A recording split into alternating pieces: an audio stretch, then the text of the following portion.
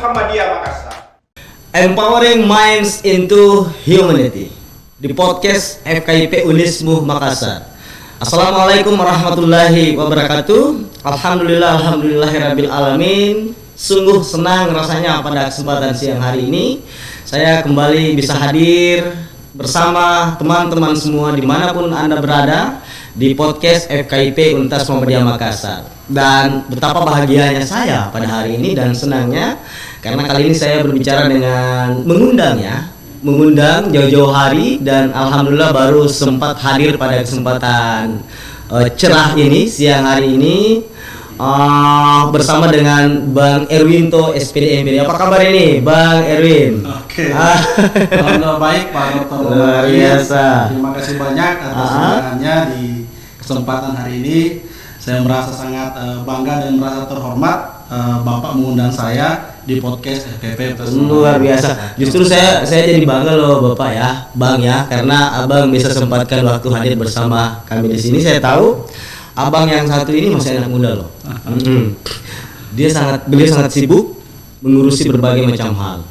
Ada usaha yang dia harus urus walaupun muda seperti ini. Sebenarnya beliau ini adik saya, tapi saya lebih senang panggilnya abang aja ya, karena kan dia tinggal di Bandung, udah lama tinggal di Bandung ya, dan merintis kerja sekarang. Selain berprofesi sebagai dosen di Unismu Makassar, dia juga aktif di berbagai macam lembaga-lembaga. Nah, hari ini kita kesempatan kedatangan tamu. Makasih banyak ini Bang Erwin udah hadir bersama kita di podcast FKIP Unismu Makassar. Apa kabar ini? Baik kabarnya. Baik. Kapan datangnya? Kalau dari Bandung, Abang ya? Biasanya sih mayoritas panggil abang. Abang gitu ya. Dosen-dosen di kampus saya panggil Bang Erwin. Bang Erwin ya. Bang Erwin kapan datangnya ini dari Bandung? Minggu lalu Pak Dr. Minggu lalu. Kapan balik? Rencana besok. Nah, itu kan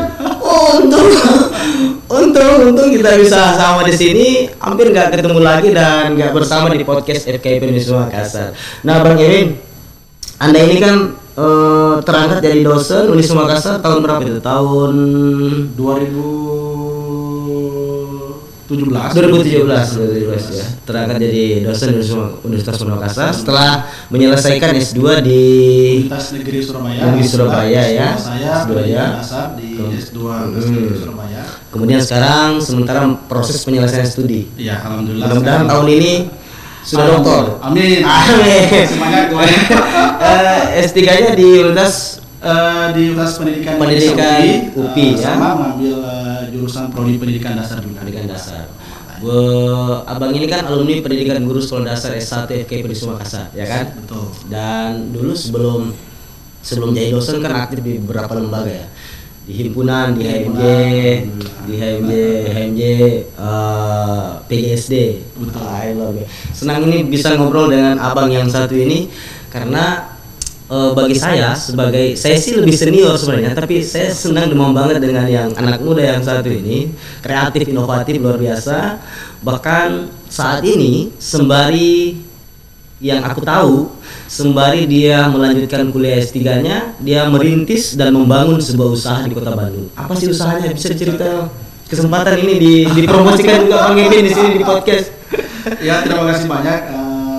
Saya juga memang awalnya tercatat sebagai dosen di PSD Universitas Muhammadiyah Makassar. Tahun 2012 hijrah ke Bandung untuk melanjutkan studi. Ya. Dan pada waktu itu memang kondisinya lagi berjuang untuk memperjuangkan beasiswa. Jadi juga ketemu dengan beberapa senior di sana dan motivasi bahwa di sini banyak hal yang mungkin yang kita bisa lakukan, khususnya mungkin di dunia kreatif, sehingga juga kemarin termotivasi untuk membuat ide dalam membuat brand.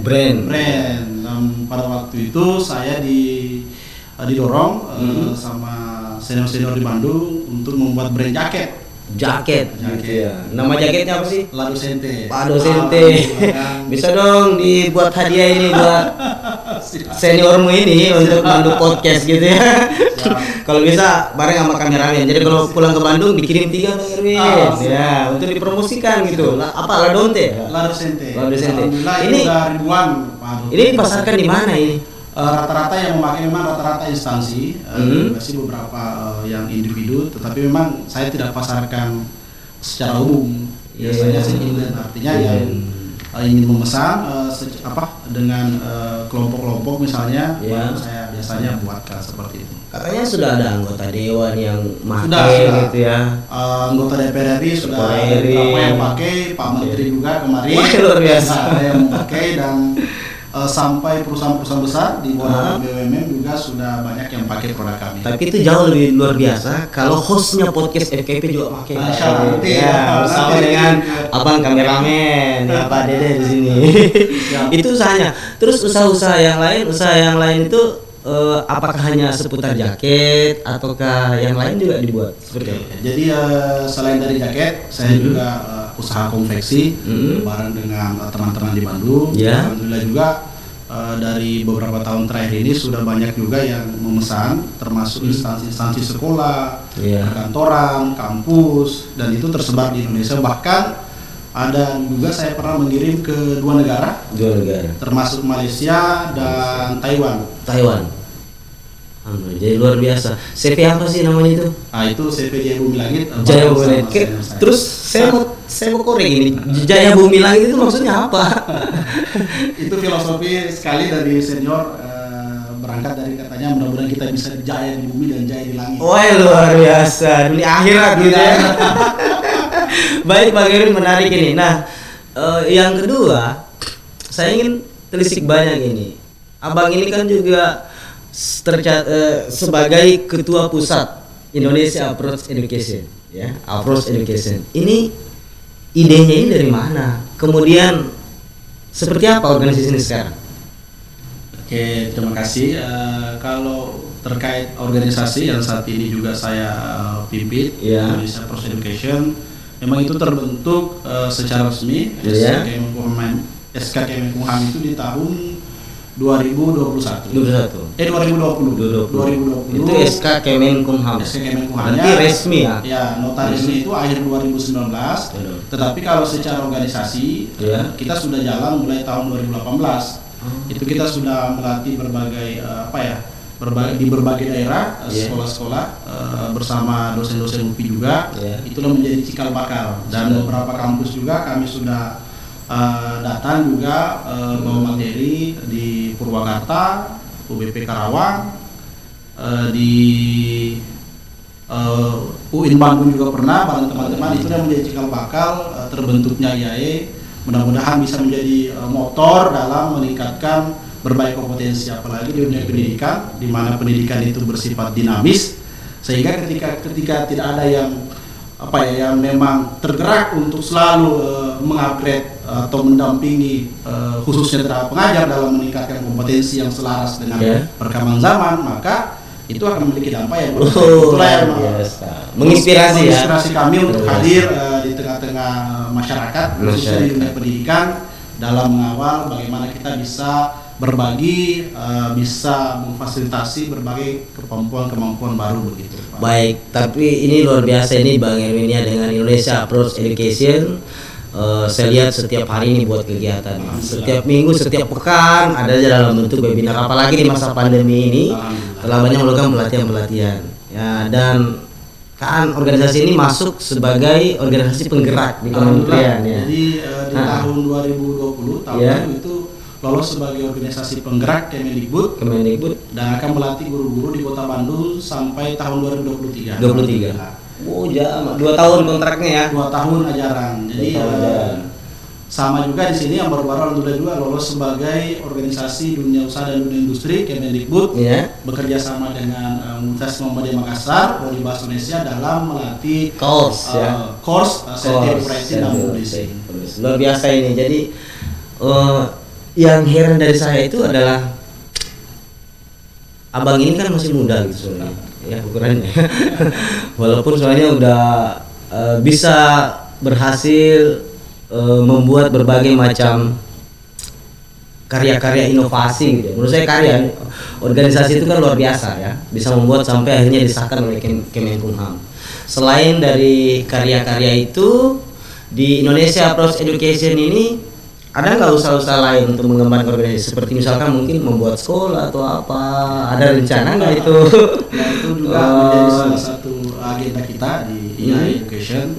mudah-mudahan itu bisa terrealisasi di waktu yang dekat. Ingin membuat sekolah, playgroup, daycare dan SD sekolah dasar, dan mudah-mudahan itu bisa menjadi salah satu wadah bagi anak-anak kita di Indonesia yang mungkin membutuhkan inovasi-inovasi baru sehingga bisa bersaing nanti di dunia kerja atau di masyarakat. Luar biasa. Nah, Bang Erwin, sebelum kita closing statement nih, saya ingin tanya, kenapa sampai sekarang belum menikah gitu? Ini privasi, ini nggak apa-apa ya. Apakah sudah ada yang ditunggu atau memang karena kesibukannya yang luar biasa lupa untuk menikah atau kita ini penting loh Bang Erwin ini. Oke, ya itu lagi-lagi rahasia Tuhan. Karena kita ini sudah berdoa dan berusaha tapi belum ditemukan ya. Belum ketemu jodohnya kalau bilang begitu Pak Dr. Muhammad Nahid. Baik Bang Erwin. Baik Bang Erwin, mungkin ada closing statement dari Abang ini, terutama buat podcast FKIP, terus mungkin ya menyapa buat teman-teman penggemar podcast ini ya di kesempatan siang hari ini. Saya silakan Bang Erwin. Oke, baik, terima kasih banyak Pak Dr. Muhammad Nahid. Intinya saya mengapresiasi betul adanya podcast FKIP Universitas Muhammadiyah Makassar. Mudah-mudahan bisa menjadi media atau corong inspirasi bagi masyarakat luas, khususnya di dunia pendidikan. Dan saat ini mungkin pesan saya, bijaklah dalam melihat berbagai informasi, khususnya di media. Carilah media-media mungkin yang bisa dijadikan rujukan, khususnya dalam membekali kita berbagai informasi yang berguna dalam menjalankan aktivitas sehari-hari.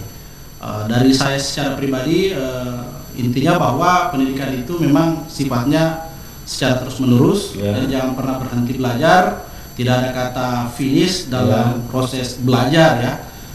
Dan mudah-mudahan apapun yang ingin kita capai pasti akan kita dapatkan ketika kita tetap konsisten dan yakin bahwa itu akan kita peroleh. Luar biasa, mantap.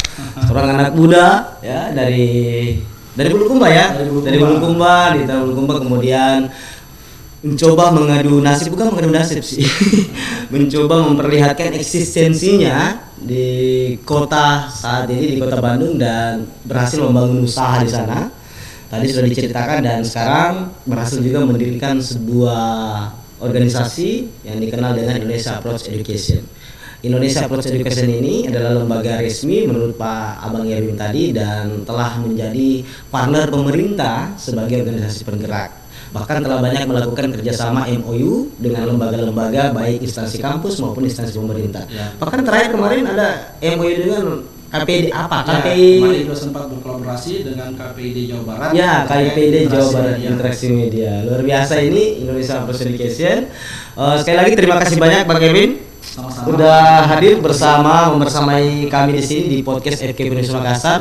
Kita doakan semoga Abang yang satu ini tetap aja sehat, survive, dan senantiasa melahirkan terobosan-terobosan baru, utamanya dalam bidang pendidikan lewat Indonesia Approach Education-nya, lewat dunia usahanya. Dan yang satu tadi, jangan dilupa Pak jaketnya itu, lalu supaya kami bisa promosikan bersama dengan kameramen. Dikirim aja Bang Erwin, sistem kirim aja Pak. Abang gak usah ke Makassar antarin itu.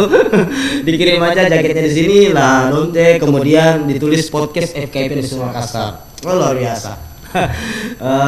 Dan buat teman-teman semua yang masih saja bersama kita semua di suasana podcast FKIP Universitas Makassar, saya mengucapkan penghargaan yang setinggi-tingginya buat Bapak dan Ibu hadirin dan hadirat semua. Kita tutup untuk segmen ini. Terima kasih banyak Bang Erwin sekali lagi udah hadir bersama di podcast FKIP Universitas Makassar, dengan bersama-sama membaca hamdalah. Alhamdulillahirabbil alamin. Billahi fi sabil haq wastabiqul khairat. Wassalamualaikum warahmatullahi wabarakatuh. Waalaikumsalam.